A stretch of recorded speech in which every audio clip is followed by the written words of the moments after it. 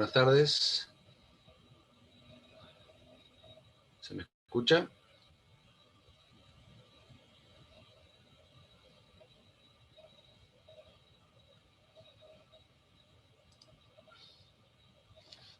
Hola, hola. Correcto. Bueno, disculpen la demora. Tuve algún inconveniente para ingresar a la Zoom. Bueno, vamos a hablar hoy del tema de prescripción liberatoria, el último de los modos de extinción de obligaciones. La prescripción liberatoria tiene mucho que ver con la incidencia que tiene el tiempo en nuestra materia. Desde la primera clase les venimos machacando todo este tema de cómo influye el tiempo en las obligaciones.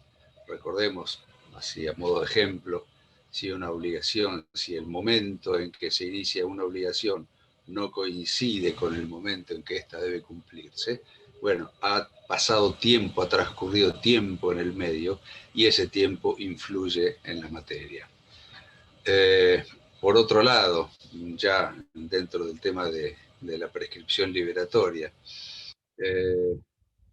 el tiempo es trascendental. ¿Por qué?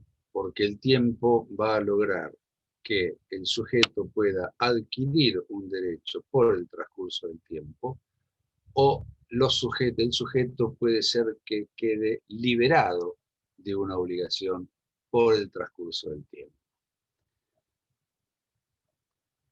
El nuevo Código Civil y Comercial no define a la prescripción liberatoria como sí lo hacía el viejo Código Civil de Vélez Arfield. Nos vamos a referir solamente a la prescripción liberatoria, dado que, como les dije en el primer caso, el tiempo puede hacer que el sujeto adquiera un derecho. Esto se conecta con lo que se denomina la prescripción adquisitiva, o modernamente denominada usucapión, que es un tema propio de los derechos reales, porque el derecho real de dominio puede adquirirse por medio de la prescripción adquisitiva. Así que eso lo van a estudiar ustedes en derechos reales. Nosotros nos vamos a referir solamente a la prescripción liberatoria, es decir, la pérdida del derecho, la extinción de la obligación por el transcurso del tiempo. Les decía que en nuestro código actual no define a la prescripción liberatoria, y sí lo hacía el Código de Vélez Arfield. En el Código de Vélez Arfield, el artículo 3947, definía la prescripción en general, sin diferenciar la prescripción adquisitiva de la liberatoria, diciendo: la prescripción es un medio de adquirir un derecho o de libertarse de una obligación por el transcurso del tiempo. Y más específicamente respecto de la prescripción liberatoria, el 3949 la definía diciendo que la prescripción liberatoria es una excepción para repeler una acción por el solo hecho de que el que la entabla ha dejado durante un lapso de intentarla o de ejercer el derecho al cual ella se refiere. De manera mucho más sencilla y muy precisa, Trigo Represas define la prescripción liberatoria diciendo que es un medio de extinción de derechos por la inacción o no ejercicio del titular durante el plazo legal. Vamos a ver que no solo el tiempo influye, no solo el transcurso del tiempo es necesario para que se configure la prescripción liberatoria, sino también otra serie de requisitos que los vamos a analizar en un momento. ¿Cuáles son los efectos? En esto el nuevo código ha innovado, porque en el viejo código el efecto de la prescripción liberatoria era convertir a la obligación civil en una obligación natural. Las obligaciones naturales eran una clase de obligaciones que existían bajo la vigencia del Código de Abogado, que estaban en el artículo 515 del Código Civil y que eran definidas como aquellas obligaciones que se fundan en el derecho natural y en la equidad, que si el deudor paga voluntariamente, el acreedor tiene derecho a retener lo pagado, pero si el deudor no paga voluntariamente, el acreedor no tiene ninguna acción como para exigir compulsivamente que el deudor pague. De tal manera, lo que producía la prescripción liberatoria, se decía, era la pérdida de la acción, es decir, declarada la prescripción liberatoria, ya el acreedor no tenía ninguna acción para exigir que el deudor cumpla forzadamente. Hoy, en cambio, como las obligaciones naturales ya dejaron de existir, ya no están legisladas en el Código Civil y Comercial, lo que provoca la prescripción liberatoria es la extinción de la obligación. Vamos a ver que la convierte, si se quiere, en un deber moral. Recordemos, ¿por qué decimos que directamente extingue la obligación? Recordemos que el artículo 724, que define la obligación, dice: la obligación es una relación jurídica en virtud de la cual el acreedor tiene el derecho a exigir del deudor una prestación destinada a satisfacer un interés lícito y ante el incumplimiento obtener forzadamente la satisfacción de dicho interés. De tal manera, la posibilidad de exigir forzadamente de la que tiene el acreedor, el derecho de exigir forzadamente, ya sea el cumplimiento de la prestación o su equivalente, los daños y perjuicios sustitutivos como consecuencia del incumplimiento, era de la esencia, es de la esencia de la obligación. No se concibe una obligación, dada la definición del artículo 724, en la cual el acreedor no tenga la posibilidad de exigir forzadamente su cumplimiento. De tal manera, transcurrida la prescripción liberatoria, el acreedor, ya como no tiene ninguna acción para exigir el cumplimiento, ya esta figura ha dejado de ser una obligación y se ha convertido en un deber moral. El artículo 728 dice: lo entregado en cumplimiento de deberes morales o de conciencia es irrepetible. Y por otro lado, el artículo, ya les digo, 2538, dice: el pago espontáneo de una obligación prescripta no es repetible. Fíjense la concordancia entre ambos artículos. Lo entregado en concepto de deber moral es irrepetible. El pago espontáneo de una obligación prescripta es irrepetible. Con lo cual prácticamente nos está diciendo el Código Civil y Comercial que el pago que la obligación prescripta se ha convertido en un deber moral. Si el deudor quiere voluntariamente la paga, el acreedor tiene derecho a mantenerse en lo recibido, y el deudor no podrá decir: ah, pagué por error, yo no sabía que esta obligación había prescrito. De ninguna manera, el pago de una obligación prescrita es irrepetible. Está claro. ¿Cuál es el fundamento? El fundamento es también otro tema que hemos estudiado al principio del curso, que diferencia las obligaciones de los derechos reales. Las obligaciones nacen para extinguirse, en cambio los derechos reales nacen para perdurar. No se concibe una obligación que en algún momento no se extinga, no termine. Y si la obligación no termina por alguno de los otros medios, o por pago, por novación, o por confusión, transacción, renuncia, etc., bueno, el transcurso del tiempo va a hacer sus cosas y va a determinar que la obligación se extinguió por el transcurso del tiempo y la inacción del acreedor. Es decir, por prescripción liberatoria. ¿Y esto por qué? Para garantizar la paz social. Fíjense que sería un despropósito pensar de manera exagerada que si mi tatarabuelo no pagó el impuesto inmobiliario de un inmueble que todavía sigue estando en nuestro patrimonio, en el patrimonio de nuestra familia, y no lo pagó allá en el año 1890, yo todavía siga siendo deudor por sucesión hereditaria, yo siga siendo deudor de ese impuesto inmobiliario. Por eso los impuestos prescriben cada 5 años.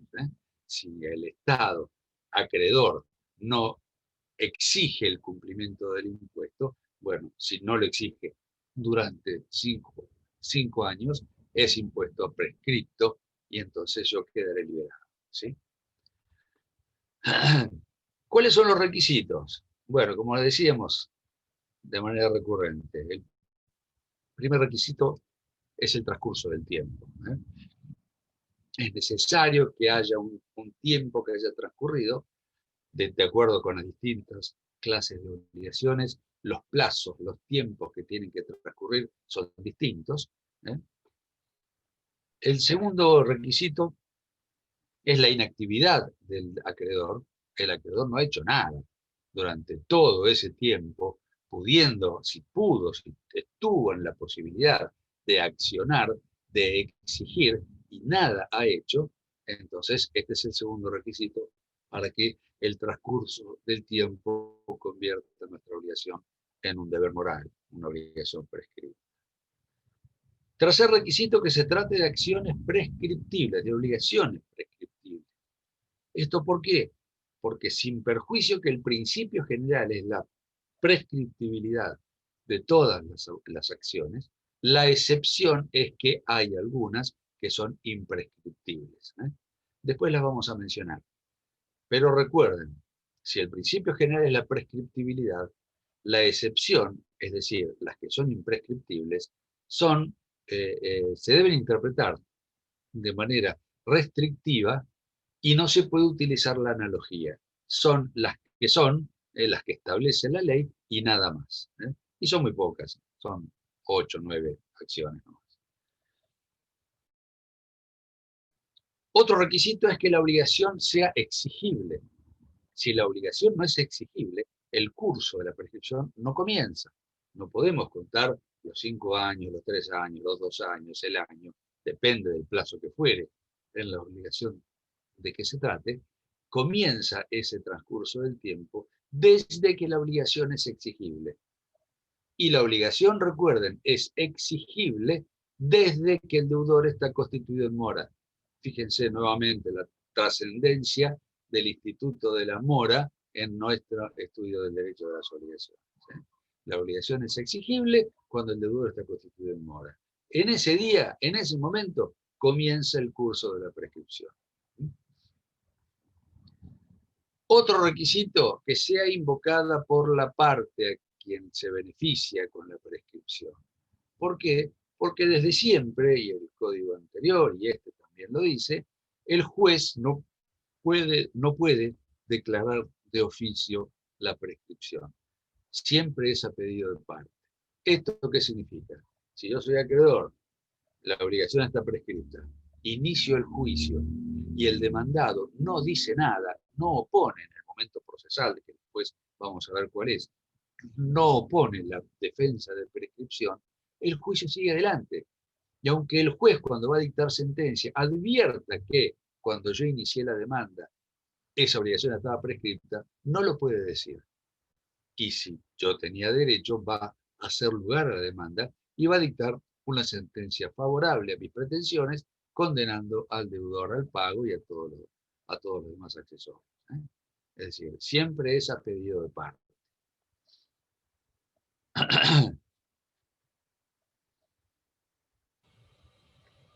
Otro carácter que tiene la prescripción es que es imperativa.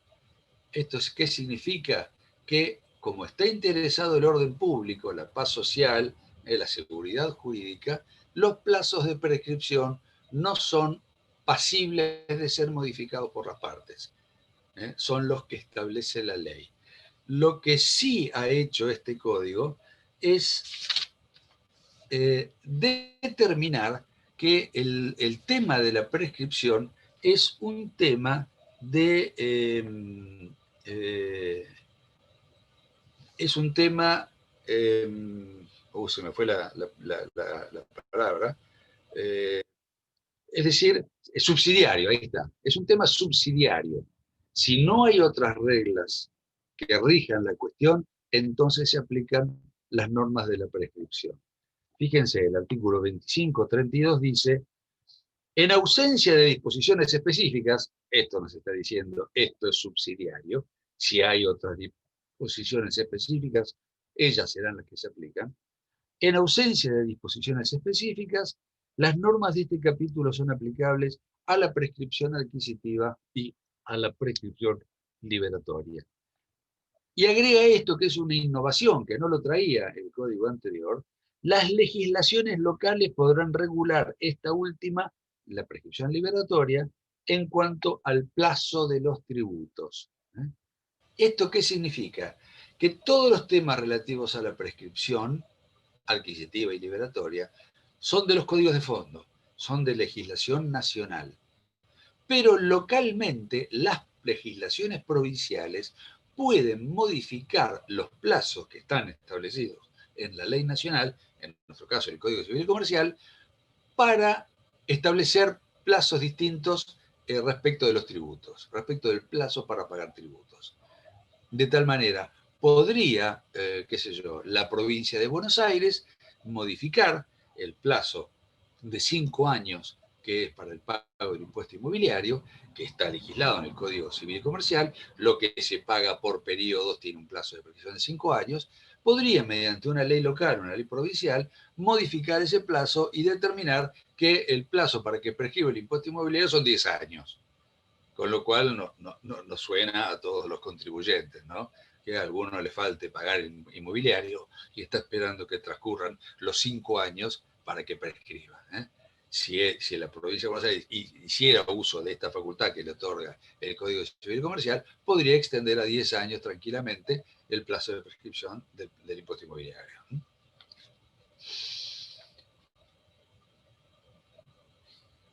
Lo que sí podría hacer los sujetos involucrados es, según el artículo 2535, renunciar a Perdón, la doctor, prescripción. ¿les puedo hacer una Sí, consulta del tema? te escucho muy bajito, gríteme, gríteme.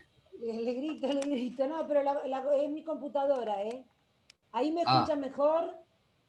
sí, no, Ahí pero me... no la veo. ¿Quién es quien me habla? Ay, porque llegué tarde y estoy yo, Mabel Guío. Espere, espere. Póngase en pantalla, así nos vemos.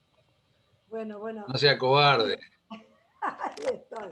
No, porque llegué Ahora tarde sí, de... dígame. Bueno, el tema usted está diciendo que los impuestos prescriben, pero Sí, en la realidad no es así. no me Porque diga. cuando uno, no, claro, porque cuando a nosotros nos pasó que nos atrasamos de un departamento y no se pagaron y un día nos llegó una carta documento Y y hubo bueno, que... pero porque estaría interrumpida la prescripción. Ah, Claramente bien, usted dijo llegué tarde. Entre los requisitos no solo es el transcurso del tiempo, sino la inactividad del acreedor. El acreedor puede tener una actividad dentro de ese plazo. Por ejemplo, enviar una carta documento con lo cual va a suspender el plazo de la prescripción. O promover una demanda con lo cual va a interrumpir el plazo de la prescripción. Ahora vamos a ver, en un ratito vamos a ver qué diferencias hay entre la suspensión y la interrupción. Pero bárbaro, lo que digo es que gracias. si el acreedor no tuvo ninguna actividad que evidencie que quiere cobrar el crédito, transcurrido el plazo, en el caso del impuesto inmobiliario, 5 años, quedó liberado. Bien. Quedó liberado. Y al Estado provincial y al municipal se le prescriben montones de impuestos. ¿eh? Montones de impuestos. Sí, sí. Bueno, Así que gracias. acuérdese, no solo el plazo, sino también la inactividad del acreedor. Gracias. Bueno, les decía entonces que los sujetos pueden, sí, a pesar de que el tema de la prescripción liberatoria es un tema de imperativo, son normas imperativas, porque está involucrado el orden público, sí podrían renunciar. Fíjense, el 2535 dice: la prescripción ya ganada puede ser renunciada por las personas que pueden otorgar actos de disposición. Quiere decir que el deudor podría renunciar al plazo de prescripción, al plazo que ya transcurrió, y pagar voluntariamente. Esto implica la renuncia tácita a los derechos que le confiere una obligación prescripta, cuál es quedar liberado. Pero él quiere pagar. Por lo tanto, si realiza un pago, el pago implica una renuncia tácita a los derechos que le confería la prescripción. La renuncia, sigue diciendo el mismo artículo, la renuncia a la prescripción por uno de los codeudores o coposeedores no surte efecto respecto de los demás. Obviamente, si es una obligación solidaria, si uno de los codeudores renuncia heroicamente a la prescripción ganada, esto no provoca, no tiene un efecto expansivo respecto de los otros codeudores que se habían beneficiado con la prescripción que ya había ocurrido. Quiere decir que lo que pagó el codeudor que renunció a la prescripción ya no se los va a poder cobrar en las relaciones internas al resto de su grupo codeudor. No procede, ahí está, no procede la acción de regreso del codeudor renunciante contra sus codeudores liberados por la prescripción. ¿Correcto?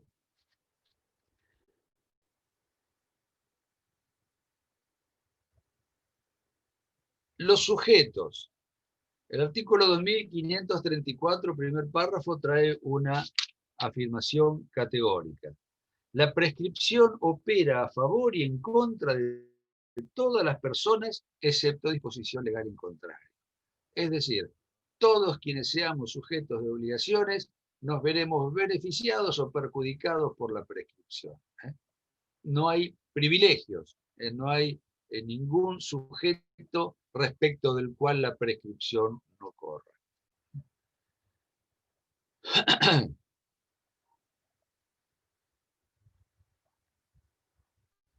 Les decía yo, el principio general en materia de prescripción es la prescriptibilidad.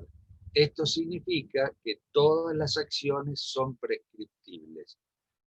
Pero, como todo principio general, va a admitir restrictivamente ciertas excepciones en las cuales vamos a ver acciones imprescriptibles. Dice el artículo 2539.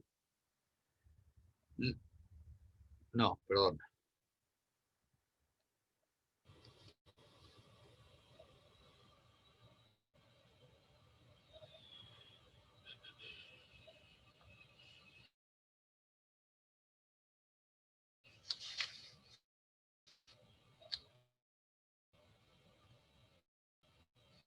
Ya lo encontramos.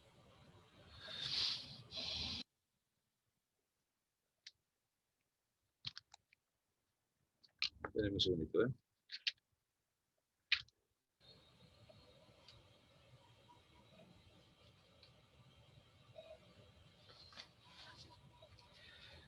$2536. Dice, la prescripción en todos los casos, excepto con excepción de los supuestos previstos por la ley.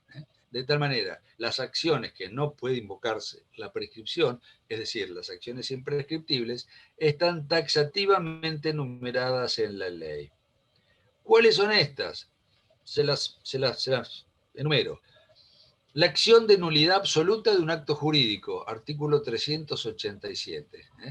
Es decir, la nulidad absoluta de un acto jurídico no tiene plazo de prescripción. Se puede pedir la nulidad absoluta de un acto jurídico en cualquier tiempo, sea el momento en que haya sido dictado ese acto jurídico. Otra, las acciones de reclamación o impugnación de la filiación, artículo 576 del Código. Cualquiera puede reclamar la filiación, en cualquier momento se puede reclamar la filiación y no hay plazo para hacerlo. Es decir, puede el hijo, bueno, en el caso del pobre fallecido Diego Maradona, lo hemos visto varias veces, ¿no? El hijo que tiene en Italia obtuvo sentencia después de 25 años de haber nacido. Los 3 o 4 más cubanos que parece que están apareciendo son hijos que son realmente de Maradona, han nacido hace más de o alrededor de 20 años cuando Maradona estuvo en Cuba. Y yo puedo ahora enterarme quién es realmente mi padre y puedo iniciar una acción de filiación. Esa no prescribe. Artículo 576. Como en general las acciones del estado de familia, artículo 712, también son imprescriptibles. Las acciones civiles derivadas de delitos de lesa humanidad. Este es nuevo, esto es una innovación de este código. El artículo 2561 dice, El reclamo de resarcimiento de daños por agresiones, perdón, el último párrafo. Las acciones civiles derivadas de delitos de lesa humanidad son imprescriptibles. Por lo tanto, los daños y perjuicios que sean consecuencia de delitos que hayan sido calificados como de lesa humanidad, como por ejemplo los delitos que hayan cometido la última dictadura militar en nuestro país, que terminó en el año 83, hace más de 30 años, si hoy alguien se considera que ha tenido un perjuicio como consecuencia de esa actuación, puede perfectamente iniciar la demanda porque no prescribe, son imprescriptibles. Otra, la acción de división de condominio sin división forzosa, artículo 1997. Otra, la acción para reclamar una servidumbre forzosa, artículo 2166.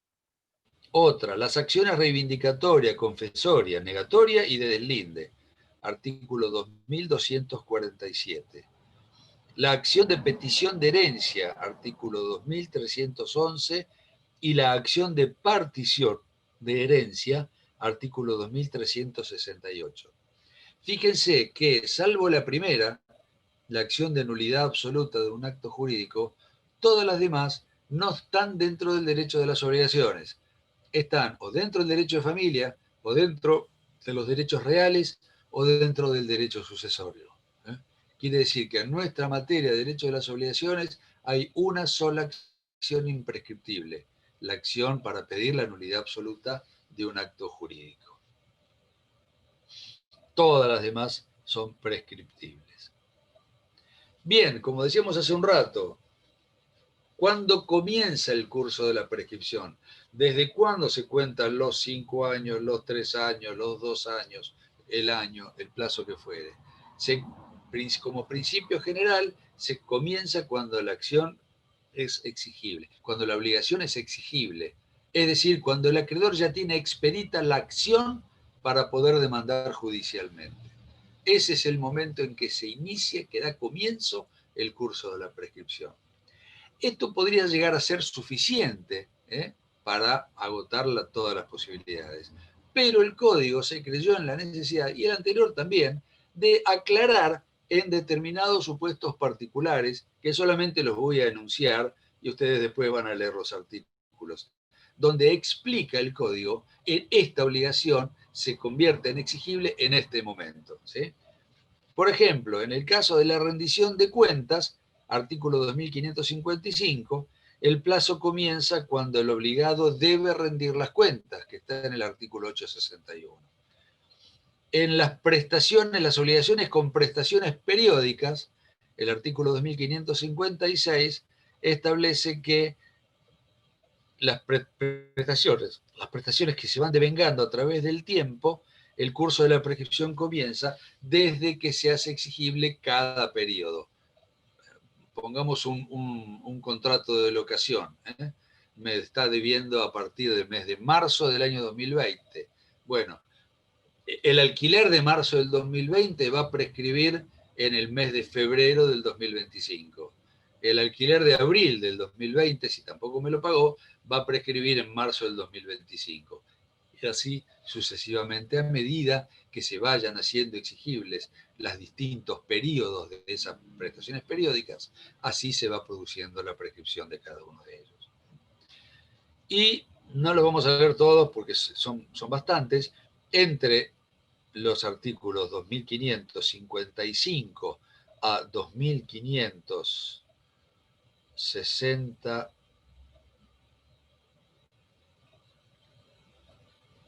y 2555 a 2564, son todos casos particulares donde el código nos está diciendo en qué momento se hace exigible la prestación. Les pido que los lean los artículos como para que sepan en esos casos especiales cuando comienza el curso de la prescripción.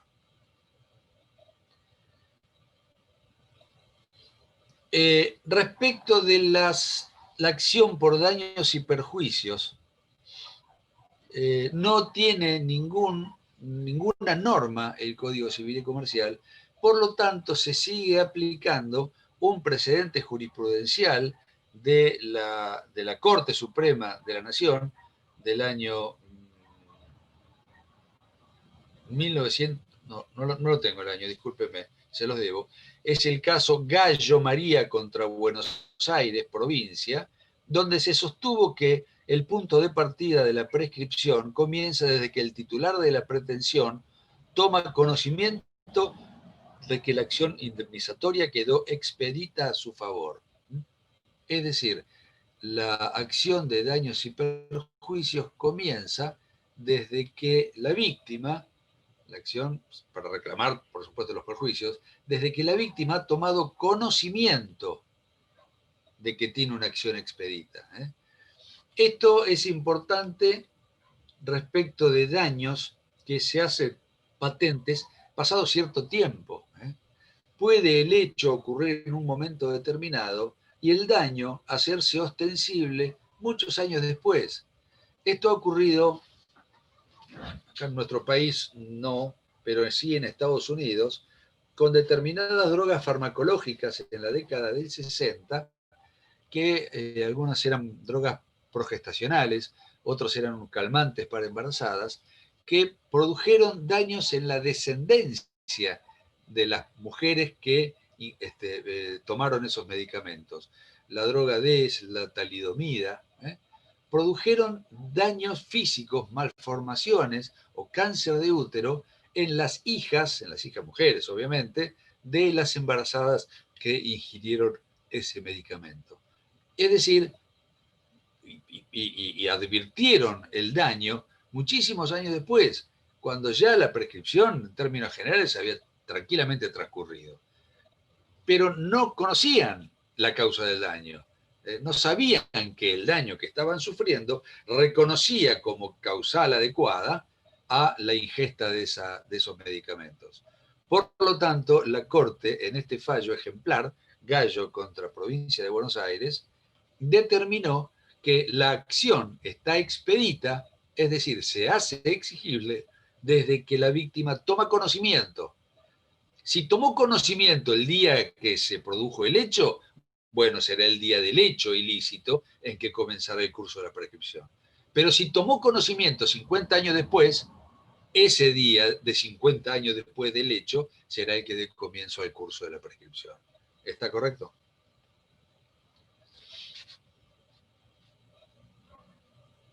Hay dos situaciones en las cuales la prescripción detiene su curso, que son la suspensión y la interrupción de la prescripción. Vamos a ver ambas por separado. ¿Qué es la suspensión de la prescripción? La suspensión de la prescripción consiste en la paralización del curso que viene transcurriendo, por causas concomitantes o sobrevinientes a la prescripción. Y el efecto que produce es que mientras dura la causa que le dio origen a la suspensión, el reloj se detiene, digamos, no transcurre el tiempo. Pero una vez que termina esa causa, se cuenta el plazo que transcurrió antes del comienzo de la causa y se le suma al plazo que transcurra después. A modo de ejemplo les doy, después vamos a ver cuáles son todos los casos, pero para que se entienda. El matrimonio es una de las causas de suspensión de la prescripción en las acciones que puedan existir entre ambos cónyuges. ¿Cuál es la razón? Y la paz familiar. Mientras dura el matrimonio, no corre la prescripción de la acción que tenga el marido contra la mujer o la mujer contra el marido. ¿Qué sé yo? Va el hombre manejando su auto, choca en la esquina. ¿Contra quién choca? Contra una mujer que venía manejando el suyo. Bueno, se bajan los dos y luego de una acalorada discusión dice, bueno, vamos a tomar un café y vemos a ver cómo solucionamos esto. Bueno, después del café vino una cena, vino un almuerzo, vino un viaje, terminaron casándose. Imagínense si corriera la prescripción de los daños y perjuicios a consecuencia del accidente. Supónganse que la culpable hubiera sido, no voy a ser machista, supónganse que el culpable del accidente hubiera sido el hombre. Entonces estaríamos obligando a la esposa a demandar por daños y perjuicio al marido, porque si no le prescribe la acción. Entonces es lógico que mientras dura el matrimonio no se cuente el plazo. Pero los matrimonios no duran para siempre, ¿eh? O algunos sí, pero la mayoría lamentablemente no. Si el matrimonio culmina por cualquiera de las causas de extinción del matrimonio, divorcio, nulidad o muerte de alguno de los cónyuges, en ese caso continúa el curso de la prescripción que se había detenido cuando se celebró el matrimonio. ¿Está claro? Así funciona entonces la suspensión. ¿Cuáles son las causas de suspensión? Artículo 2541 habla de la interpelación fehaciente. Dice el 2541. El curso de la prescripción se suspende por una sola vez por la interpelación fehaciente hecha por el titular del derecho contra el deudor o el poseedor. Esta suspensión solo tiene efecto durante 6 meses o el plazo menor que corresponda a la prescripción de la acción. Importantísima esta causal de suspensión. Importantísima para nosotros los abogados fundamentalmente. ¿Por qué? Supónganse que les tocan el timbre en el estudio, es raro ahora que toquen el timbre en el estudio, ¿no? Se concerta por celular ahora las entrevistas, ¿no? Pero bueno, si necesito un abogado, venga, tome asiento, ¿qué le pasó? Me chocaron. Bueno, dice el abogado, recordando su curso de obligaciones, lo primero que le tiene que preguntar es ¿cuándo lo chocaron? Y el tipo le dice, hace 2 años, 11 meses y 29 días. Prescribe mañana. A los 3 años prescribe. Este accidente tiene una prescripción de 3 años. Prescribe mañana. Entonces el abogado tiene 2 alternativas. O se queda toda la noche laburando, se pierde la cena, el cine, bueno, supóngase que no hubiera pandemia, y presenta al día siguiente la demanda para interrumpir la prescripción, o le dice, vamos a mandar una carta documento intimando al que lo chocó para que le pague todos los daños y perjuicios, más intereses, más costas, qué sé yo. Esa es una interpelación fehaciente. ¿Recuerdan cuando vimos Mora? La Mora se producía por interpelación. ¿Cómo podía ser interpelación? Mediante determinadas formas que elegía libremente el acreedor, pero la más usual era la carta documento, porque imponía del contenido, que daba copia de seguridad en el correo, era fácilmente demostrable luego en juicio. Entonces, mediante el envío de esa carta documento, intimando al pago, suspendo por 6 meses. De un día que me quedaba para iniciar la demanda, ahora tengo 6 meses más. De manera que le puedo pedir con tranquilidad el acta de choque, las fotografías, los presupuestos, etcétera, como para promover una demanda digna, seria, y no a las apuradas de una noche para una mañana. ¿Está claro?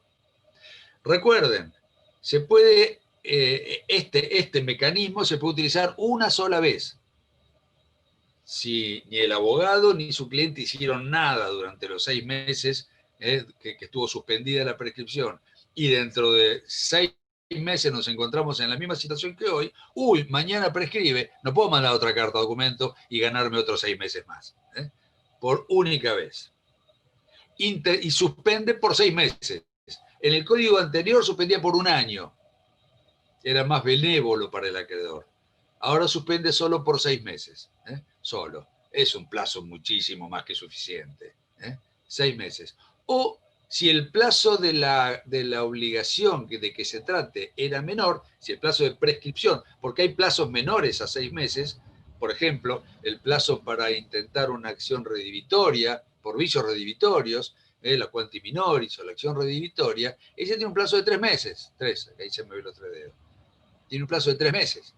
Por lo tanto, si yo quiero suspender esa acción, mediante una interpelación fehaciente, me va a suspender por 3 meses, no por 6. En términos generales, suspende por 6, salvo que el plazo de prescripción de esa obligación sea menor. Y en tal caso suspenderá por ese plazo menor.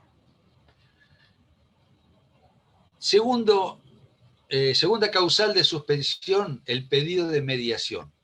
Ustedes saben que tanto en Capital Federal como en la provincia de Buenos Aires, para iniciar la amplia mayoría de los juicios, hay que pasar por una instancia de mediación obligatoria prejudicial.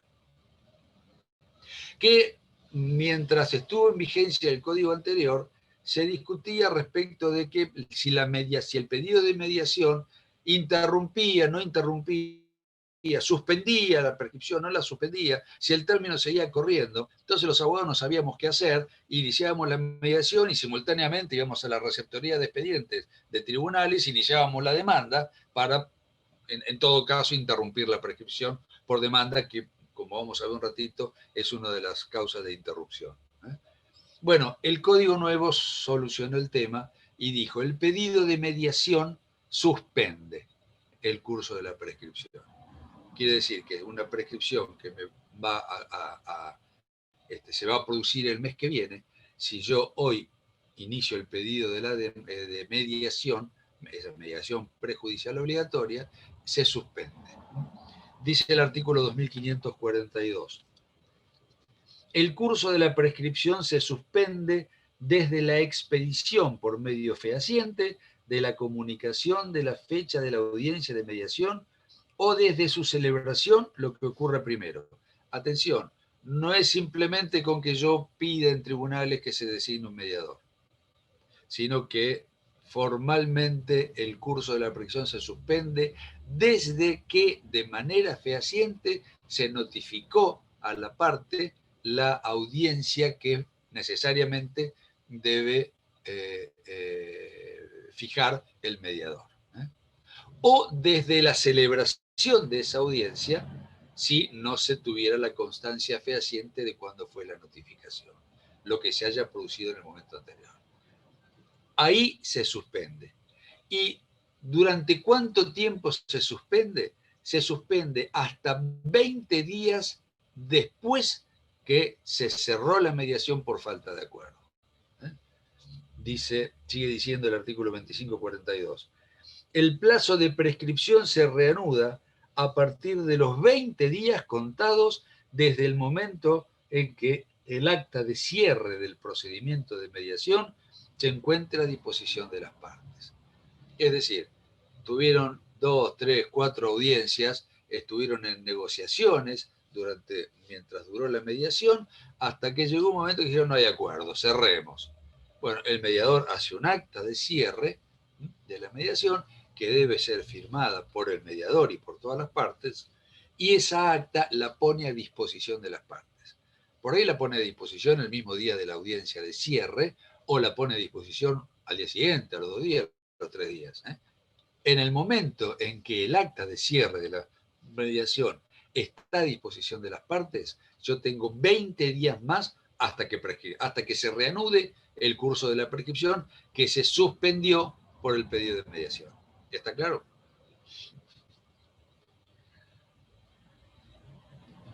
El 2543, inciso A, establece la suspensión de las acciones de la prescripción de las acciones entre los cónyuges, que lo utilicé yo como ejemplo.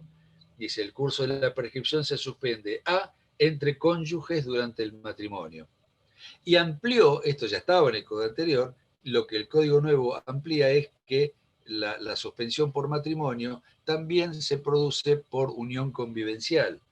Dice: el curso de la prescripción se suspende B, entre convivientes durante la unión convivencial.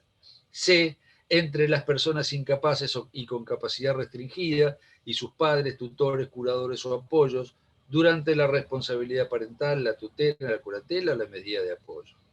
D, entre las personas jurídicas y sus administradores o integrantes de sus órganos de fiscalización mientras continúan en el ejercicio del cargo. E, a favor y en contra del heredero con responsabilidad limitada respecto de los reclamos que tienen por causa la defensa de los derechos sobre los bienes del acervo hereditario. Fíjense que, después ustedes lo van a leer el artículo con tranquilidad, en todos los casos lo que se pretende es la paz. La paz familiar, en el caso del matrimonio, de la unión convivencial, de las acciones que pudieran tener los padres con los hijos, los tutores con los pupilos, los curadores con los curados.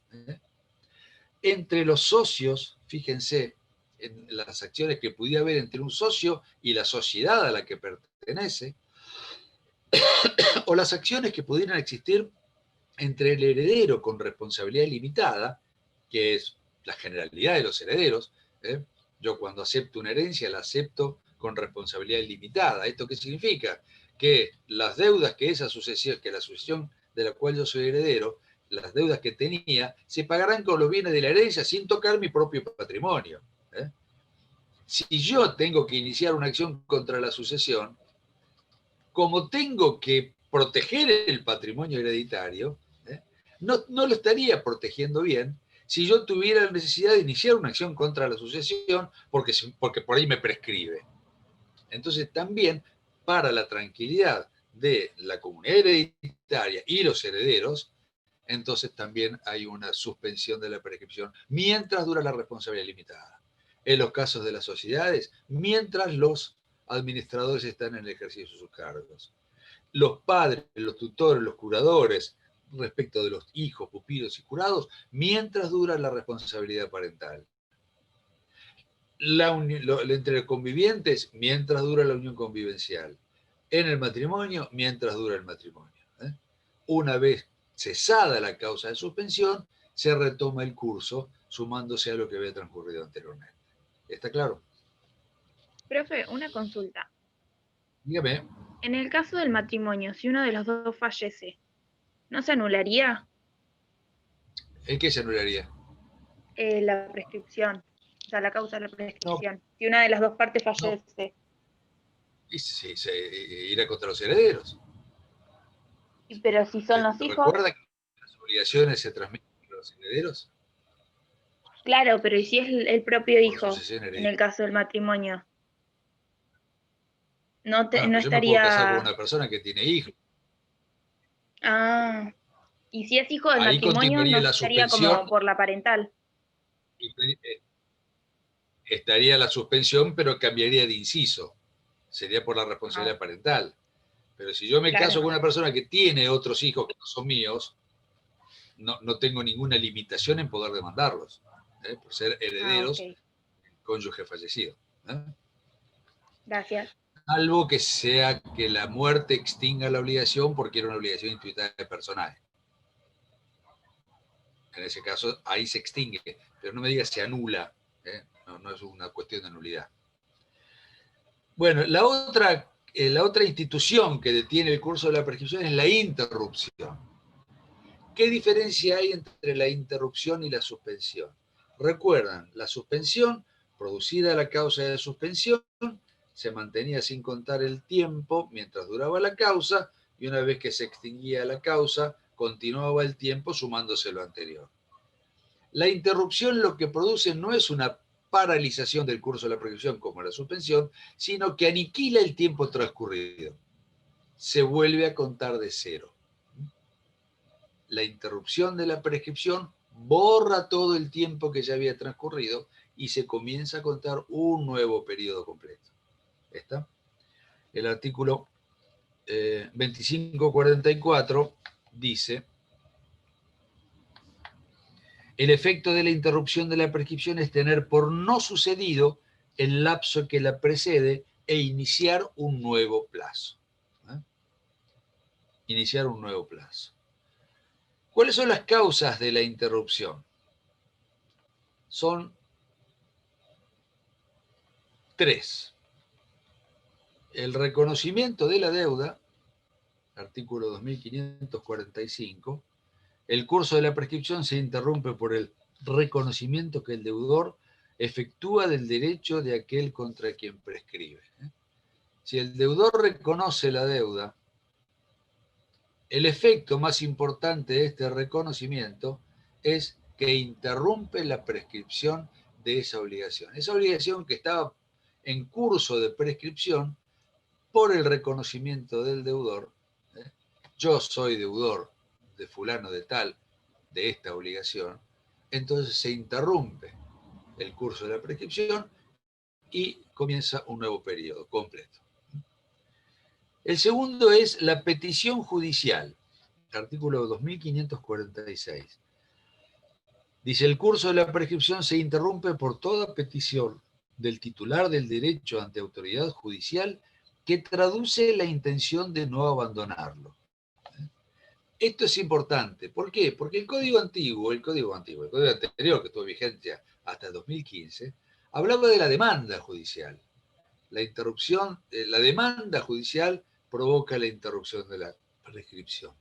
Lo cual tuvo los tribunales, los jueces tuvieron una larguísima labor jurisprudencial para asimilar a la demanda judicial otro tipo de pedidos judiciales. Que lo que hacían era lo que dice el artículo ahora. El acreedor lo que está haciendo es demostrando que no quiere abandonar el derecho que le asiste. Cualquier petición judicial que demuestre que el acreedor no quiere abandonar el derecho que le asiste para lograr ejecutar esa obligación incumplida, es suficiente para que produzca la interrupción de la prescripción. Ya sea entonces una demanda judicial, ya sea, por ejemplo, la traba de una medida cautelar previa a la interposición de una demanda, ya sea el inicio de un pedido de beneficio de litigar sin gastos para posteriormente iniciar la demanda. Cualquiera de estas, ya sea la verificación de un crédito en una quiebra, que no podemos decir que es procesalmente una demanda, pero yo lo que estoy haciendo es decir, señor juez, yo vengo a acompañar el crédito que tengo contra el quebrado, quiero cobrarlo. Entonces, cualquier petición judicial, atenti, judicial, no administrativa, no una presentación ante la Municipalidad de General Pueyrredón, ante la provincia de Buenos Aires, donde yo reclame determinada acreencia. O los reclamos administrativos que uno hace contra una compañía de seguros del que me chocó antes de iniciar la demanda judicial. Esos reclamos administrativos no interrumpen la prescripción, no producen ningún efecto respecto a la prescripción. La petición que interrumpe es una petición judicial. El curso de la prescripción, dice el 2546, se interrumpe por toda petición del titular del derecho ante autoridad judicial que traduce la intención de no abandonarlo. Contra el poseedor, su representante en la posesión o el deudor, aunque sea defectuosa, realizada por persona incapaz, ante tribunal incompetente o en el plazo de gracia previsto en el ordenamiento procesal aplicable. Es decir, no tiene que tener las formas totalmente revestidas de una demanda judicial para que proceda. Yo puedo iniciar una acción de daños y perjuicios ante un tribunal de trabajo. Por supuesto que el Tribunal de Trabajo se va a declarar incompetente y lo va a mandar a un juzgado civil. Pero esa demanda defectuosa, presentada mal ante un tribunal que no es apto, que no es competente para llevarla adelante, interrumpió la prescripción. Tuvo ese efecto. ¿Está claro? Y la tercer causa de interrupción, dice el artículo 2548, es la solicitud de arbitraje. Dice el 2548. El curso de la prescripción se interrumpe por la solicitud de arbitraje. Los efectos de esta causal se rigen por lo dispuesto para la interrupción de la prescripción por petición judicial en cuanto sea aplicable. Ustedes saben que los tribunales arbitrales son una de las formas alternativas de resolución de conflictos, alternativas a la instancia judicial.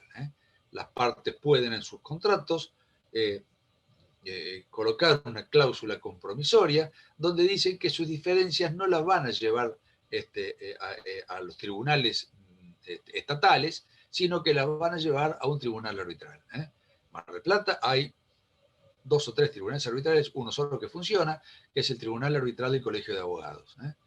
Y en los contratos, los contratantes pueden fijar la cláusula arbitral para que los conflictos que tengan derivados de ese contrato sean resueltos por el Tribunal Arbitral del Colegio de Abogados de Mar del Plata. Bueno, la iniciación de la causa en sede arbitral produce los mismos efectos que la petición judicial, es decir, interrumpe la prescripción que respecto de esa acción venía corriendo. Otro tema muy importante es este de la dispensa de la prescripción cumplida. El artículo 2550, en su primera parte, dice lo siguiente: el juez puede dispensar de la prescripción ya cumplida al titular de la acción si dificultades de hecho o maniobras dolosas le obstaculizan temporalmente el ejercicio de la acción y el titular hace valer sus derechos dentro de los 6 meses siguientes a la cesación de los obstáculos. Es decir, ya comenzó el curso de la prescripción, está transcurriendo. En el medio del transcurso de esos 5 años, supónganse que era una obligación cuya prescripción se producía a los 5 años, tiene el acreedor algún tipo de dificultad que lo imposibilita para iniciar la demanda. ¿Qué sé yo? Cae en coma y está internado en terapia intensiva totalmente inconsciente. Transcurrieron los 5 años. Recupera la conciencia y dice, yo tenía un crédito a mi favor. Lo primero que se acuerda el tipo cuando se despierta. Y dice, pasaron los 5 años, y yo estaba en coma, no pude demandar. Pero claro, fue una imposibilidad. Fueron dificultades que le hicieron imposible poder demandar. Bueno, puede echar mano de este remedio, de este beneficio que le otorga el 2550. Si dentro del plazo de 6 meses, desde que recupera la posibilidad de demandar, inicia la demanda, entonces, digamos, el juez le otorga este plazo de gracia de 6 meses. Tendrá los 5 años y 6 meses más. Es un beneficio que se da para aquellos que no han podido iniciar la demanda. ¿Por qué no han podido iniciarla? Ya sea por dificultades de hecho, es decir, cualquier dificultad que yo esgrima que lo convenza al juez de que me fue imposible demandar, o también por maniobras dolosas del deudor. Podría ser que el deudor dolosamente le impida al acreedor poder ejercer sus derechos. Y estas maniobras dolosas le hacen imposible la promoción de la demanda y la obligación termina prescribiendo.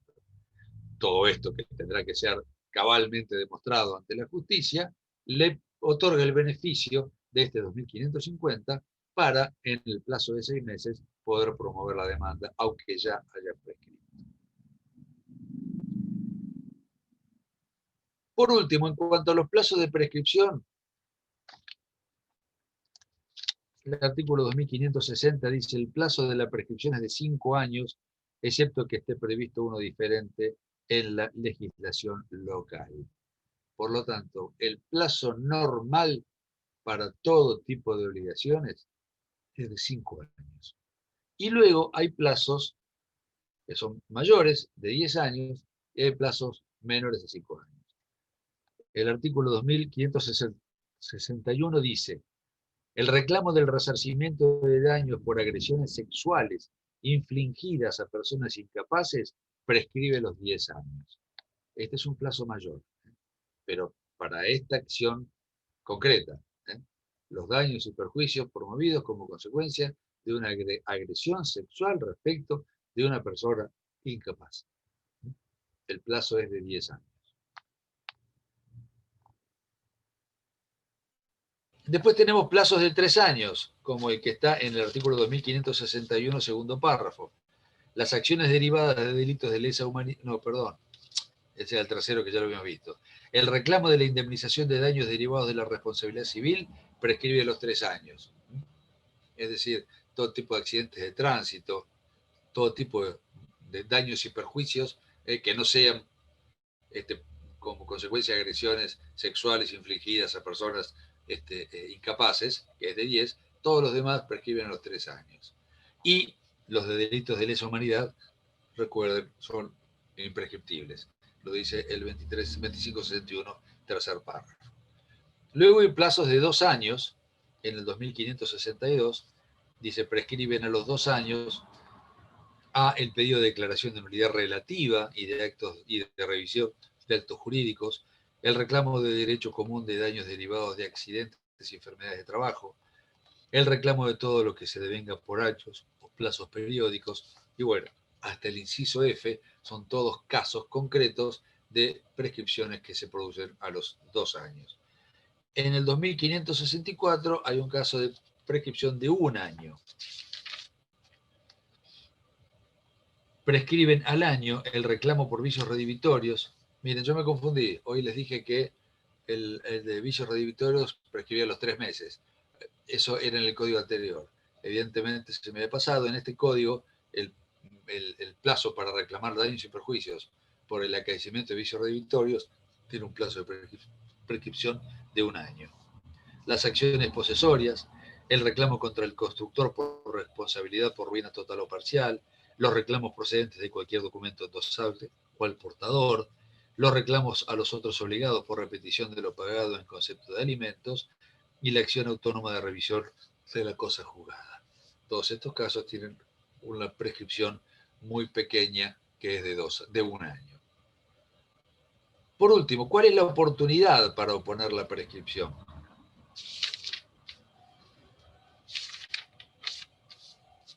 El artículo 2551 dice, la prescripción puede ser articulada por vía de acción o de excepción. Esto es una novedad. Bajo el código anterior, recuerdan la definición que dimos de prescripción liberatoria del código anterior, excepción para repeler una acción. Es decir, era solamente oponible en un proceso por vía de excepción, como defensa ante una demanda que se me intentaba realizar. Ahora dice el 2551, la prescripción puede ser articulada por vía de acción o de excepción. Quiere decir que si yo soy deudor de una obligación que considero que ya ha transcurrido el tiempo, puedo iniciar lo que se llama una acción declarativa de certeza, puedo iniciar una demanda al solo efecto de que el juez determine que está prescripta, mediante una acción. Por supuesto, de la demanda que yo inicie se dará traslado al acreedor que vendrá a decir lo suyo. No está prescripta porque está interrumpida, por causa de suspensión o lo que fuere, o no dirá nada. Y en definitiva el juez o hará lugar a la acción declarativa y declarará la acción prescripta, o la rechazará y dirá que la acción, que esa obligación sigue siendo subsistente y no está prescripta. Y el 2552 dice, el juez no puede declarar de oficio en la prescripción. Esto también lo dijimos como uno de los requisitos de la prescripción. Es solo oponible a pedido de parte. Los jueces no pueden declarar de oficio la prescripción. Y el artículo siguiente, el 2553, establece cuál es la oportunidad procesal de interponer la prescripción. Dice, la prescripción debe oponerse dentro del plazo para contestar la demanda en los procesos de conocimiento y para oponer excepciones en los procesos de ejecución. De tal manera, en un proceso de conocimiento, dentro del plazo para contestar la demanda, generalmente se opone cuando uno contesta la demanda. En los procesos de ejecución, dentro del plazo para oponer excepciones, que es de 10 días. En los juicios ordinarios el plazo para contestar la demanda es de 15 días y en los juicios sumarios es de 10 días. Quiere decir que en los juicios ordinarios opondré la prescripción dentro de los 15 días junto con la demanda, junto con la contestación, en los juicios sumarios dentro de 10 días junto con la contestación. En los juicios ejecutivos, en el plazo que tengo para oponer excepciones, que es de, 5 días, me equivoqué, son 5 días para oponer las excepciones. En ese plazo yo debo oponer la prescripción. Los terceros interesados que comparecieran en el juicio vencidos los términos aplicables a las partes deben hacerlo en su primera presentación. Podría un tercero interesado ser citado a juicio y presentarse luego de que ya ocurrieron estos actos procesales, o desde que se contestó la demanda, o desde que se opusieron las excepciones o lo que fuera. Entonces, en la primera presentación que hace el tercero que se mete en ese juicio, el tercero interesado que se mete en ese juicio, debe oponer la prescripción. Pasado ese momento, ya no se podrá oponer en el futuro. ¿Está más o menos claro? Esto es toda la información que yo quería darles de prescripción. Y bueno, y esta ha sido mi última clase de este año. Terminamos hoy, el lunes que viene no tenemos clase. Con lo cual, bueno, les agradezco a los que han quedado, los 7 que han quedado para esta última clase. Espero que a las clases de las doctoras mañana y el jueves tenga un poco más de público. Y bueno, ojalá sea el último curso Zoom que tengamos y que el año que viene vuelva la tan ansiada normalidad. Y esto ya es una soberana porquería, tener que seguir dando clases a través de una pantalla, donde yo a algunos veo, a otros no, que son cobardes y no muestran su carita. Por lo menos el último día podría mostrarme sus caras para saber quiénes son, y eliminar esa cobardía absoluta. Pero bueno, no los estoy interpelando para que lo hagan. Muy bien, Manuel. Bueno, un gusto. Qué parecido al hijo italiano de Maradona que sos. ¿Por qué no te haces un ADN? Por ahí un par de millones alcanzás. Muchas gracias, María Jamín. Bueno, muy bien. Cualquier cosa que necesiten, ustedes ya conocen nuestras vías de comunicación, lo pueden hacer por el SIU, lo pueden hacer por la plataforma, me pueden mandar un correo electrónico y yo los contesto.